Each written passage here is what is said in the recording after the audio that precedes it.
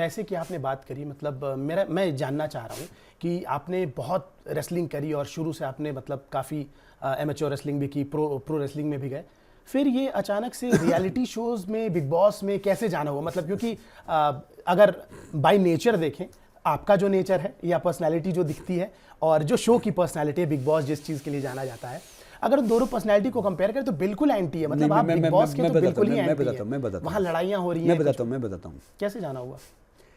क्या था कि जब मैं प्रोफेशनल रेसलिंग में आना, मैंने एक टीवी शो, एक प्रोफेशनल रेसलिंग बना रहे थे, तो अखाड़े में एक बार मैं, सुशील और कई बैठे हुए थे, तो आगे मैंने कहा नकली कुश्ती करवाओगे यार, कहाँ तुम जाओ, ऐसे नहीं जाना, ये सब करना। तो उस टाइम हम बोलते थे, उस टाइम समझ इतनी थी, कोई भी चीज़ नकली असली होती नहीं, सबकी अपनी गरिमा होती है, बिल्कुल अपना एक एस्पेक्ट होता है। तो ये बोले कि हम चलेंगे। उस दिन मैं चला गया, मैंने देखा इतने बड़े बड़े रेस्लर होते हैं, उनके क्या बाइसेप्स थे, क्या कुछ थे। तो प्रोफेशनल रेसलिंग में वहाँ से मेरा हुआ। मुझे आज भी याद है कि मैंने 5-10 हज़ार रुपये से ऐसे स्टार्ट किया था ये शो करने के बाद मैच खेलना।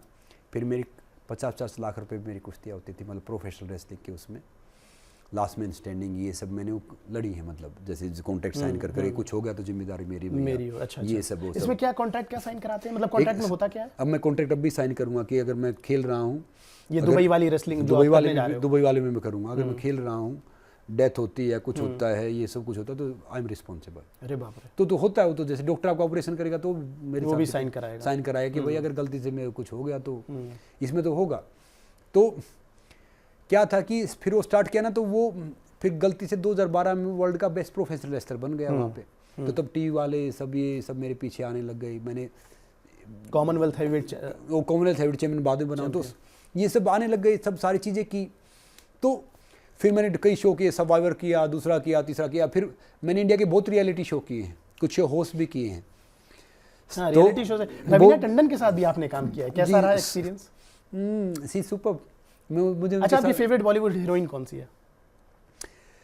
अब तो फेवरेट देखो टाइम के हिसाब से चेंज हो जाता है, मगर एक टाइम होता था मैं फेवरेट, जैसे रवीना जी मेरी फेवरेट होते थे। अच्छा जी। एक टाइम होता था कि हेमा मालिनी जी हमारे फेवरेट होते थे। एक टाइम होता था, फिर टाइम आया बाद में, नॉर्मली चीज़ें बदली, मैं प्रियंका चोपड़ा को पसंद करता था। अच्छा। फिर टाइम चेंज हुआ तो डिफरेंट, तो वो एक हिसाब से चेंज हो जाती है। अब टैलेंट का बात करूँ तो एक टाइम मुझे कंगना जी की फिल्में अच्छी लगती थी, फिर अब आलिया अच्छा काम करती है, तो सब क्या कि वो एक टाइम के साथ चेंज होता है। मगर मेरे हीरो फेवरेट 2 थे, धर्मेंद्र साहब और सुनील दत्त साहब। अच्छा जी। क्योंकि इनको मैं दिखता था तो ऐसा लगता था कि जैसे नॉर्मली है। फिर जैसे सलमान जी से मिला, इनसे मिला, तो ये सलमान खान के आप फैन हैं बहुत? मैं फ़ैन किसी का नहीं हूँ, मैं फ़ैन हूँ तो मैं अपने माता पिता का हूँ। अच्छा जी। मगर पसंद मैं करता हूँ। सलमान जी है, जैसे सुनील शेट्टी हैं, तो वो भी मेरे बिल्कुल भाई की तरह हैं। उन्होंने मुझे एक टाइम था सपोर्ट किया, अपना मैनेजर दिया, अपना सारी चीज़ दिया, ये सब दिया। तो डिफरेंट चीज़ें आई, जैसे मैं पसंद करता हूँ सलमान जी को पसंद करता हूँ, मैं सुनील शेट्टी साहब को पसंद करता हूँ, और भी कई जिनसे मेरी बातें हुई मैं उनको पसंद करता हूँ। डिफरेंट मैं उनका एक किस्म से ये एडमायर, उस तरीके से आप कह सकते हो कि भैया इतने साल से आप सुपरस्टार हैं, इतने साल से आप ये चीज़ें कर रहे हैं, तो वो है। फिर मैंने ढेर सारे शो किए, क्योंकि मैंने घर खरीदा था, तो घर की EMI थी, पता नहीं 50-60 लाख रुपया लोन था। तो ये बिग बॉस वाले फिर आ गए, बोले भैया कि आप आ जाओ। मैंने कहा भाई नहीं आऊँ, बोले कदम रख देना, 40 लाख रुपये दे देंगे। तो वही 40 लाख रुपये, मैंने ठीक है भाई, मैंने बिग बॉस देखा। कैसे बिग बॉस में कैसे बुलाते हैं? बिग बॉस में हमारे टाइम पे सेलिब्रिटी जो डिफरेंट फील्ड से थे ना, उसको बुलाते थे। जिस टाइम पे मैंने एंटरटेनमेंट में मुझे मौका मिला जाने का, उस टाइम पे स्पोर्ट्स का गैप खाली था, और मैंने उस पर बहुत मेहनत की। तो हर शो के लिए मैं हॉट केक प्रॉपर्टी होता था। आज भी अगर मैं बोलूँ मैं शो करना, तो सब मुझे लेके जाएंगे। अभी मैंने डांस के कई शो छोड़े हैं रेसलिंग कारण, इसके कारण। अब मैं चाहता हूँ शो होस्ट करूँ, फिल्में करूँ, अच्छा काम करूँ। फिल्में की फिल्मों की आपने बात करी, आपकी फिल्म भी यार कब आ रही है, रिलीज कब हो रही है? जी, मेरी फिल्म, मैंने एक पोस्टर शेयर किया था, तो एक बड़े OTT ने बहुत बड़ी डील दे दी प्रोड्यूसर साहब को। अच्छा। तुम कहता थिएटर पे जाओ या कहीं पे जाओ, क्योंकि हमारे चीफ मिनिस्टर साहब मेरे अच्छे मित्र हैं, मनोहर लाल खट्टर साहब। तो बोले कि संग्राम जी, आज का यूथ है ना, नशे की तरफ जा रहा है, आज का यूथ है ना। फिल्म का टाइटल भी है ना, युवा। जी नहीं, सुनो तो, आज का यूथ नशे की तरफ जा रहा है, आज का यूथ बदमाशी की तरफ जा रहा है, आपको अच्छी चीज़ करो। तो मैंने एक फिल्म की, उड़ान जिंदगी की, युवा मैंने पहले किया था। तो पहले क्या होता है कि ठोकर खाकर ठाकुर बन रहे हैं, सीख रहे हैं, पता नहीं होता था क्या फिल्म है, क्या ये, पहले से मस्ती के लिए करते थे। मगर अब मैं सीरियसली कर रहा हूँ। मैं एक फिल्म करने वाला था श्याम बेनेगल साहब के साथ, किसी रेसलर की बायोपिक। अच्छा जी।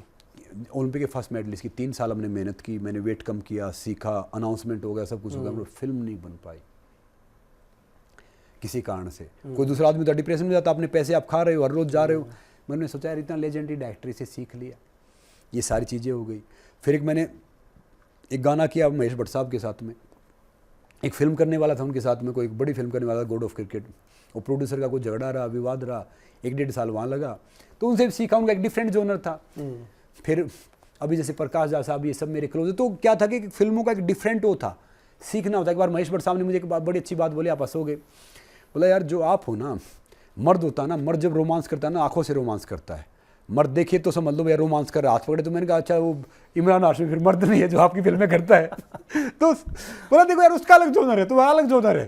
तो मैं बहुत सीखता था कि भाई सबसे सीखना होता है। तो फिर वो सारी चीज़ें मुझे यहाँ काम आई। श्याम बेनेगल साहब से मैंने सीखा कि एक्टिंग नहीं करना, एक्टिंग होता है। उसने मेरे से ऐसे मांगा तो मैंने बहुत सीखा। तो वो अनुभव अब जाके मुझे समझ में आया कि अब मैं फिल्में कर रहा हूँ, अब मैं गाने भी कर रहा हूँ, अब मैं रेसलिंग भी कर रहा हूँ, एक शोज़ भी होस्ट करना है, फिर ढेर सारी चीज़ें मैं मतलब ऐसे करने की, वो परमात्मा जो करवा रहा मैं कर रहा हूँ। एक टाइम था मैं खाली था बिल्कुल, तो मैं बिग बॉस में जो आप बात कर रहे थे ना, बिग बॉस की मैं आप बात पे आ जाता हूँ कि बिग बॉस वाले बोले ठीक है भैया इतने दे देंगे। मैं ठीक है, मैं तो सिंपल गया था अपने वही 20 रुपये निकल 30 रुपये बनियान वनियान लेके, अखाड़े के बाहर एक डेयरी लगती थी वहाँ से हमने खरीदा था। तब सलमान जी सुल्तान उल्तान करने वाले थे, तो उनसे थोड़ी मेरी दोस्ती हो गई।